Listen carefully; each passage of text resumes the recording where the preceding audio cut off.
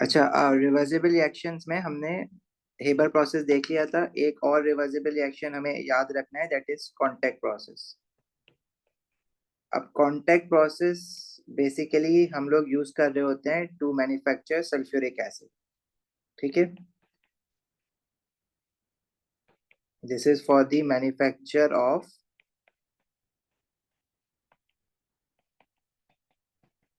Sulphuric acid which is H2SO4। अब इसमें जो हमारे पास फर्स्ट रिएक्शन होता है वो होता है सल्फर का ऑक्सीजन के साथ to produce sulphur dioxide gas. इसमें सल्फर सॉलिड को ऑक्सीजन के साथ बर्न करते हैं, सल्फर डाइऑक्साइड गैस बनती है। देन नेक्स्ट, इस प्रोसेस का जो सेकंड स्टेप है उसको हम एक्चुअली कांटेक्ट प्रोसेस कहते हैं। और उस ये जो कांटेक्ट प्रोसेस है ये हमारे पास एक रिवर्सिबल रिएक्शन है।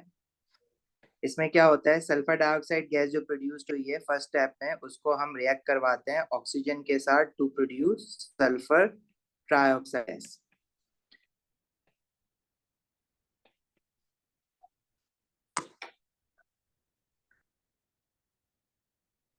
राइट।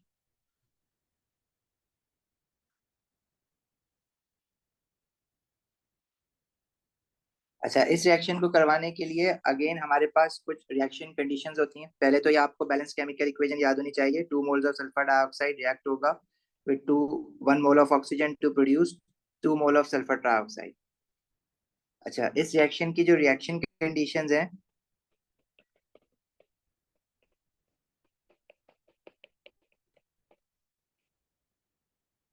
हमारे पास जो टेम्परेचर की वैल्यू है वो 450 डिग्री सेल्सियस है। प्रेशर जो है दैट इज 2 एटमॉस्फेयर। और इस रिएक्शन में जो हम लोग कैटलिस्ट यूज करते हैं वो कैटलिस्ट है हमारे पास वेनेडियम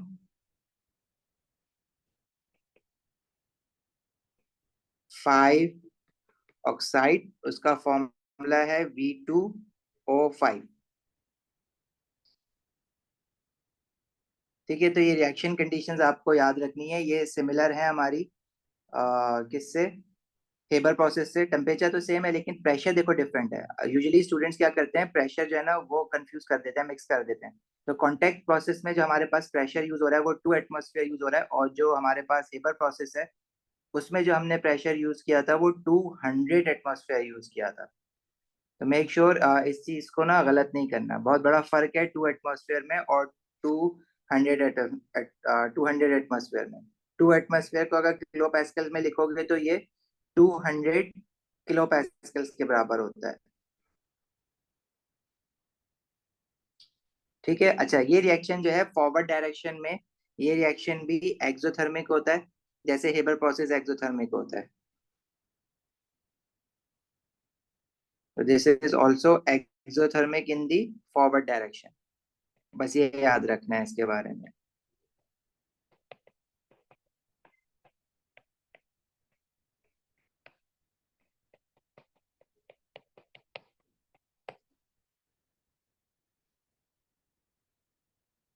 एक्सट्रैक्शन ऑफ आयरन में कोई कैटलिस्ट यूज नहीं होता। एक्सट्रैक्शन ऑफ आयरन में हमने रॉ मटेरियल्स यूज किए थे अब्दुल्ला, लाइमस्टोन, क्या, आयरन ऑक्साइड, हेमाटाइट ओर जो था, और कोक था रिड्यूसिंग एजेंट के तौर पे। उसमें कोई कैटलिस्ट यूज नहीं होता। और हेबर प्रोसेस हमने लास्ट क्लास में पढ़ा था ना, जिसमें हम लोग नाइट्रोजन हाइड्रोजन को रिएक्ट करके अमोनिया बना रहे थे।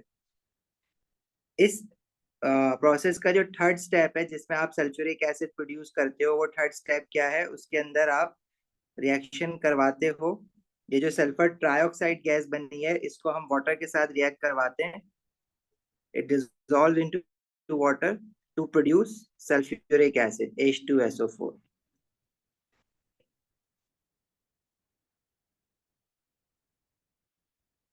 राइट, तो ये हमारे पास यहाँ तक सल्फ्यूरिक एसिड जो है वो प्रोड्यूस हो जाएगा एक्वस फॉर्म में।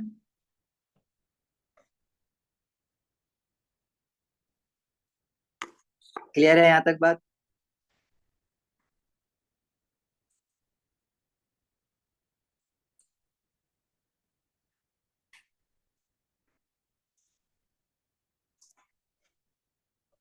चलें आगे।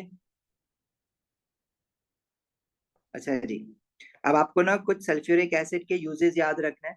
एक दो यूजेस याद रखना है बस, uses of sulphuric acid. Sulphuric acids are used to make fertilisers. ये एज अ फर्टिलाइजर यूज नहीं होते। Sulphuric acid is used to make fertiliser, fertiliser बनाने के लिए यूज होता है सल्फ्यूरिक एसिड। इसी तरह सल्फ्यूरिक एसिड जो है वो आपका एज अ इलेक्ट्रोलाइट यूज होता है इन कार बैटरीज। और it is also use in the production of dice and drugs and explosives. बस ये तीन यूजेस जो है ना, ये इंपॉर्टेंट यूजेस हैं, ये याद कर लो। सिमिलरली सल्फर डाइऑक्साइड गैस के भी आपको कुछ यूजेस पता होने चाहिए। सल्फर डाइऑक्साइड गैस जो है, SO2 जिसका फॉर्मूला है, ये भी हमारे पास एक इम्पॉर्टेंट गैस है इंडस्ट्री में। ये कलरलेस होती है, टॉक्सिक गैस होती है, और इसकी ना एक सफोकेटिंग स्मेल होती है, ऐसा लगता है सांस घुट रहा है अगर आप इसको इनहेल करोगे तो। अच्छा, सल्फर डाइऑक्साइड गैस ऑब्वियसली एक एसिडिक ऑक्साइड है, नॉन मेटल ऑक्साइड है ना, तो वाटर में डिजोल्व होके ये भी एक एसिड बनाती है, ये भी याद रखना। और इसका एक यूज ये है कि ये as a food preservative use होती है। जैसे जो कैन फूड्स होते हैं, तो कैन फूड के ऊपर जो है ना, हम सल्फर डाइऑक्साइड गैस भर देते हैं कि ये बैक्टीरियल ग्रोथ को रोकती है, उनको किल करती है। और secondly sulphur dioxide as a bleaching agent भी यूज होती है टू ब्लीच वुड पल्प। ये जो ब्लीच स्ट्रॉ लिखा हुआ है ना, तो इसको आप चाहो तो इस तरह से याद कर लो, इट इज यूज्ड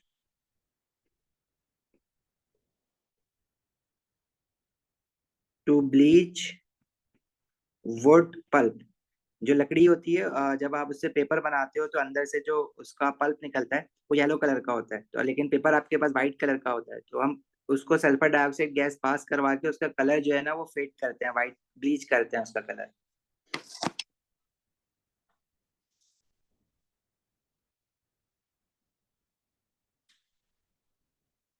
ठीक है भाई, क्लियर है यहाँ तक?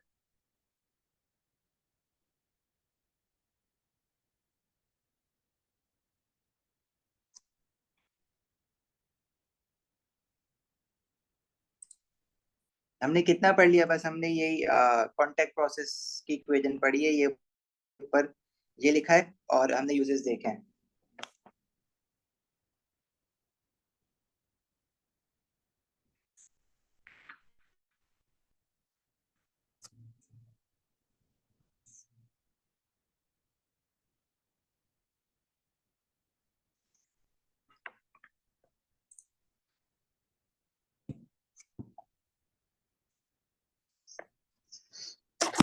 देखो, इस इक्वेशन में कुछ भी नहीं है, आपने ये सल्फ्यूरिक एसिड बनाने का प्रोसेस है, इसमें तीन रिएक्शंस हो रहे हैं। सल्फर रिएक्ट कर रहा है ऑक्सीजन के साथ to produce sulphur dioxide gas. फिर जो दूसरा स्टेप है इसका, इसमें सल्फर डाइऑक्साइड ऑक्सीजन गैस के साथ रिएक्ट कर रहा है टू प्रोड्यूस सल्फर ट्राइऑक्साइड। ये जो दूसरा स्टेप है, इस रिएक्शन को पर्टिकुलरली हम कॉन्टेक्ट प्रोसेस कहते हैं। ये जो कॉन्टेक्ट प्रोसेस है, ये एक रिवर्सिबल रिएक्शन है, फॉरवर्ड डायरेक्शन में एक्सोथर्मिक है। और इसकी अपनी कुछ रिएक्शन कंडीशंस हैं, जैसे हेबर प्रोसेस की हमने पढ़ी थी। टेम्परेचर इसका सेम है हेबर प्रोसेस की तरह, 450 डिग्री सेल्सियस, लेकिन इसका जो प्रेशर है ना वो कम होता है, 2 एटमॉस्फेयर होता है। और कैटलिस्ट जो होता है इसमें वेनेडियम 5 ऑक्साइड यूज करते हैं, V2O5। और जब सल्फर ट्राइऑक्साइड गैस बन जाती है तो उसको वाटर में डिसॉल्व करके सल्फ्यूरिक एसिड बना लेते हैं। बस इसमें आपको ये याद रखना है। बाकी रिवर्सिबल रिएक्शन के हवाले से जो आपने हेबर प्रोसेस में चीजें पढ़ी थी, जो ग्राफ पढ़ा था कि फॉरवर्ड डायरेक्शन में कब जाएगा रिएक्शन, लेफ्ट बैकवर्ड डायरेक्शन में कब जाएगा, वो सारे फैक्टर सेम है इसके। ठीक है,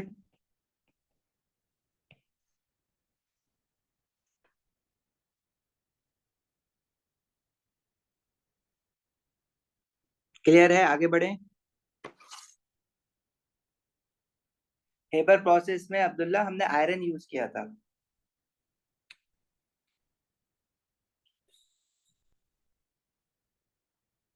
ये रहा ना हेबर प्रोसेस, लास्ट क्लास में हमने हेबर प्रोसेस में जो कैटलिस्ट यूज किया था, दैट वाज आयरन।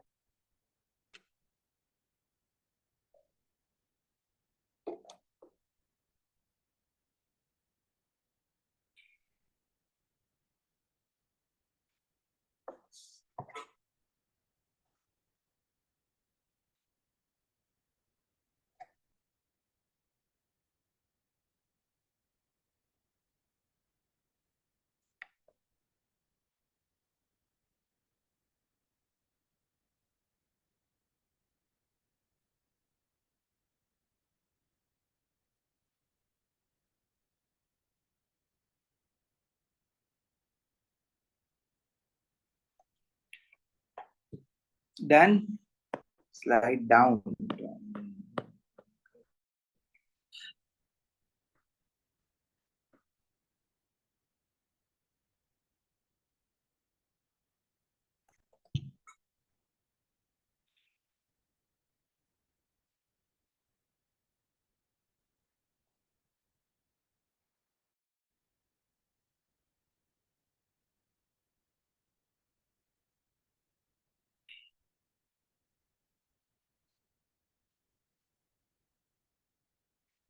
चलो अच्छा, इसके जो हमारे पास वो हैं पास पेपर जो है ना इस चैप्टर के, इसके हम ना एलई के साथ करेंगे। तो अभी आज फिलहाल जो है हम लोग ऑर्गेनिक केमिस्ट्री स्टार्ट करते हैं। मुझे जरा अटेंडेंस चेक करने दो यार, ये बहुत कम है आज।